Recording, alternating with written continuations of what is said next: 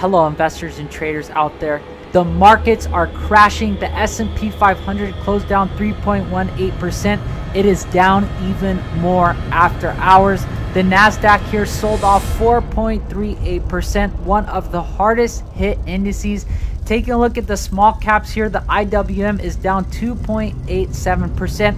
So across the board, markets are crashing. We have not seen this much of a sell-off or a correction for quite some time, going back to February or even March. You kind of saw this week coming, but this is probably in your mind just a precursor to something much worse. Yeah, I think it's a wake-up call. It's telling us the fantasy is ending. We're going to have to get back to reality. You know, I don't buy this thing that the economy is strong. We've had 1/4 of 4%. Obama had 3/4 of 4%. He had 11 quarters of 3%. But on trend, the economy is weak and it's old. We're in month 111 of this recovery. They haven't abolished the business cycle. We're 8 months from the longest in history. In the next year or two, there will be a recession. Earnings won't be $160 a share or $170. They'll be $75. This market is massively overvalued, and people are simply getting in harm's way if they take the bait. Once you take a hit like this, you leave all this money trapped above. People who bought in the past 3 to 5 months who now are underwater and would love in principle to get their money back. We're basically we've basically closed the doors to something of a murder that just took place. It's not with an alarming story about rising death rates among white adults in America. WSJ's special writer Betsy McKay joins us now to discuss. Whereas changes were starting to occur, you know, before the mid-90s, but the opioid epidemic has definitely accelerated it. And then on top of that, you know, you have alcohol-related liver diseases, and you have suicide. Suicide and opioids are often tied. You know, it's hard to tell sometimes whether a drug overdose was intentional or accidental. Right. Well, it's also interesting because these studies always look at race. Medical mystery tonight after children across Minnesota came down with a rare illness that made it difficult for some to use their arms and legs. Symptoms include muscle weakness, drooping eyelids, difficulty swallowing, or slurred speech. Tonight, the state health department says 6 cases have been reported in different parts of the state. Health officials have now named the disease, but as one Minnesota family is finding out, there is little else they know about it. Here's Gordon Severson. Yeah. Ever since he developed a rare condition called acute flaccid myelitis. It's been very scary. That threw his parents for a loop. Well, you know, the challenge with this illness or syndrome is that there are a lot of things that we don't know. Along with public health officials who don't even know what causes it. How is this treated? In this case, there isn't a specific treatment. Mom, can you take these out? Its symptoms are similar to polio, with weak or paralyzed limbs, slurred speech, and difficulty swallowing. But that's where their similarities end. New cases in Minnesota all popped up in the last few weeks, and now we're learning that Colorado has seen 14 cases so far this year.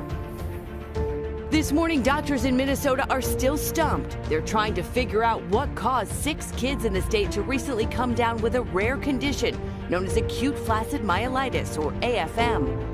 The illness is a scary and potentially deadly puzzle health officials have been trying to solve in recent years, now settling into a pattern doctors hoped wouldn't repeat.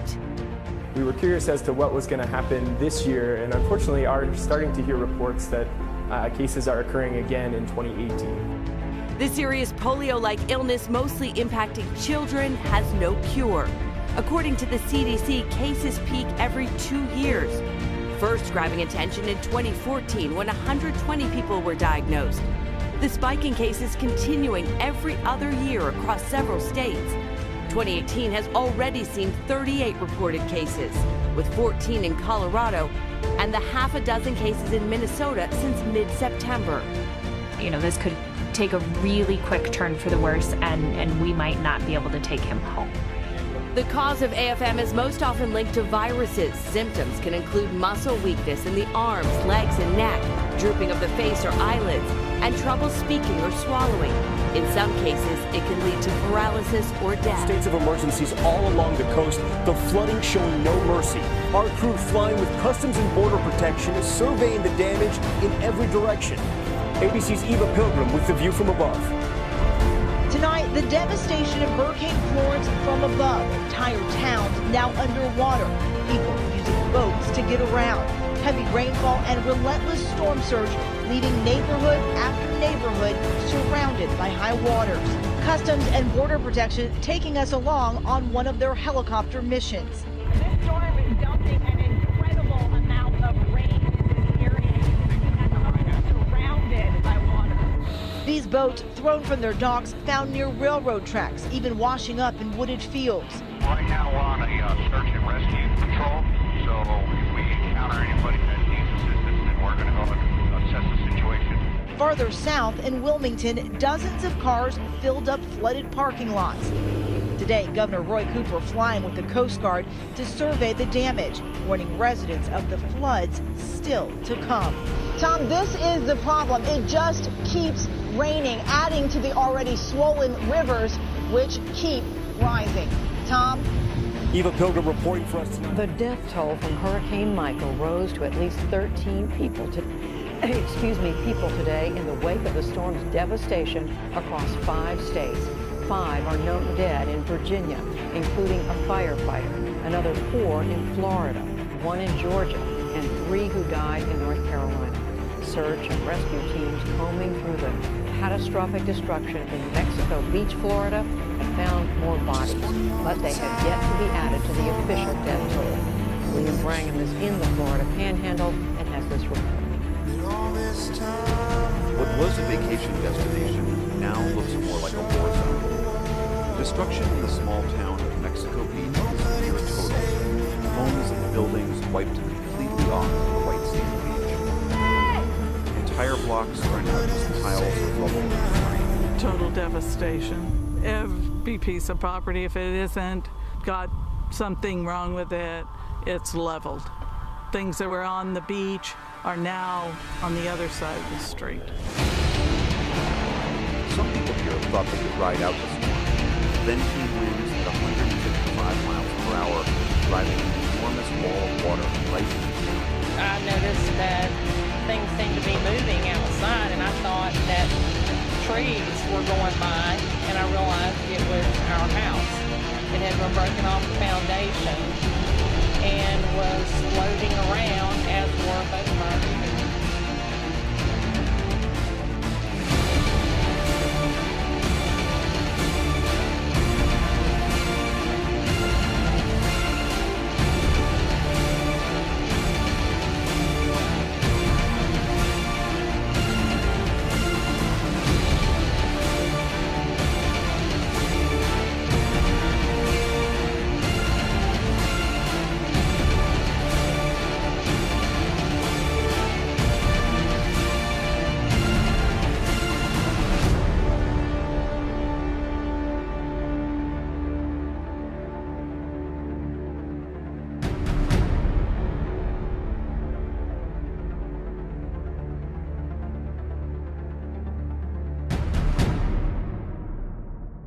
The late great astrophysicist Stephen Hawking believed with more than 100 billion stars in our galaxy, the odds are pretty good that aliens exist. And he's not alone. Every day, people across Canada report seeing a UFO. And while most can be identified, as CTV's Janet Dirks reports, some things just can't be explained. I got it. Oh my gosh. Oh. What the hell? That strange light in the sky is one of 1,100 UFO sightings in Canada last year. According to the annual survey released by Ufology Research of Manitoba, there are at least 3 such sightings in the country every day. UFO reports are still a thing. People are reporting them in greater and greater numbers every year. Montreal is Canada's UFO capital, with 74 sightings reported last year, followed by Toronto, then Vancouver.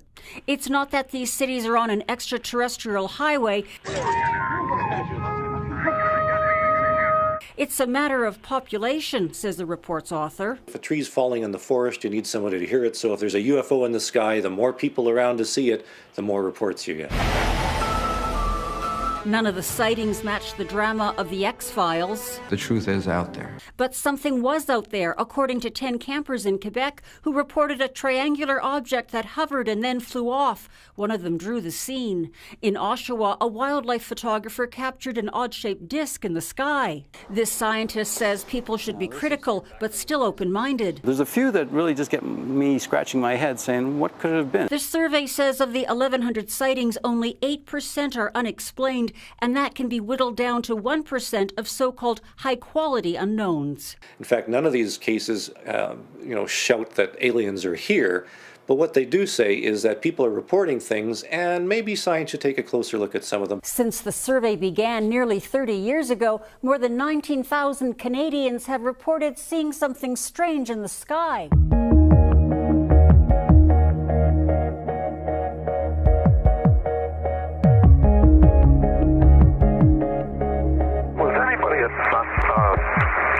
The pass was like 30 seconds ago. Number 71 Papa Golf negative. Okay. Stop this. A UFO.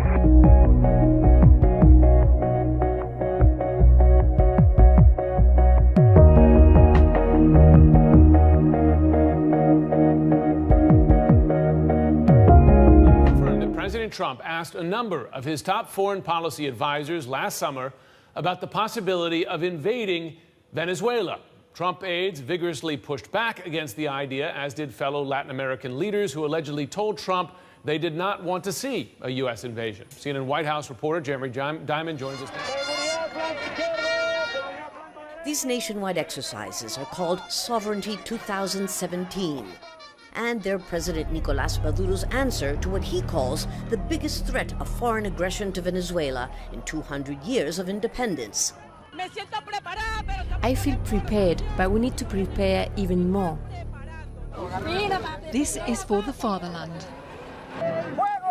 Here at Venezuela's largest military academy, civilians from all over Caracas are being taught the basics, from manning an anti-aircraft battery, to assembling an Uzi submachine gun, to learning to use a rifle. This year, President Maduro called on hundreds of thousands of civilians to be trained and armed in defense of the revolution. Now, Donald Trump's assertion that he will not rule out a military option to restore democracy to Venezuela has given Maduro the perfect pretext for this. Venezuela already has a 230,000-strong army and almost 1 million militiamen and women. Venezuela is holding 2 days of nationwide armed forces exercises and has called on civilians to join reserve units to defend against a possible attack by the US. Warplanes, tanks and hundreds of thousands of troops and reserves were deployed along with civil militia members. Venezuela's display of military might comes in response to US President Donald Trump's threat of military action 2 weeks ago and new financial sanctions announced on Friday. In a national address, President Maduro condemned Washington for using economic and financial measures to impose its political will over a country. State TV images showed Venezuelans young and old entering military reserve registration centres, but there was no evidence of registration beyond the most ardent supporters of Maduro's Socialist Party.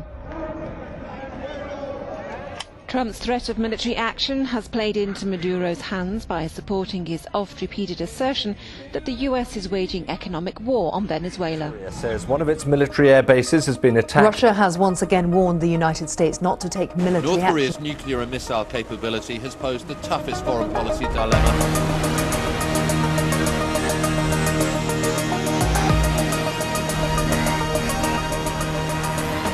Third World War is unlikely. I don't believe there'll be a Third World War. Probability of this is very high. We are not going to have a Third World War. We are currently witnessing a cold Third World War. I hope not.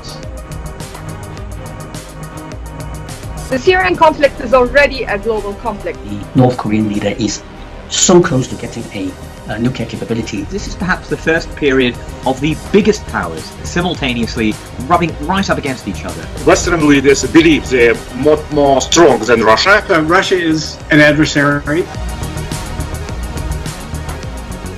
So many conflicts that have so many international actors involved. This is a new kind of war by proxy. The great powers are all being led by real nationalists, and of course that does make it difficult for any given country to back down in a crisis. You have multiple players, some of them could upset the apple cart unintentionally. Them misunderstanding us, taking democracy an essentially weak and inefficient form of government.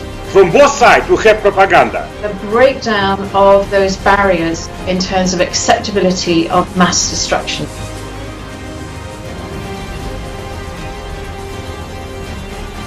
If Americans kill Russian soldiers.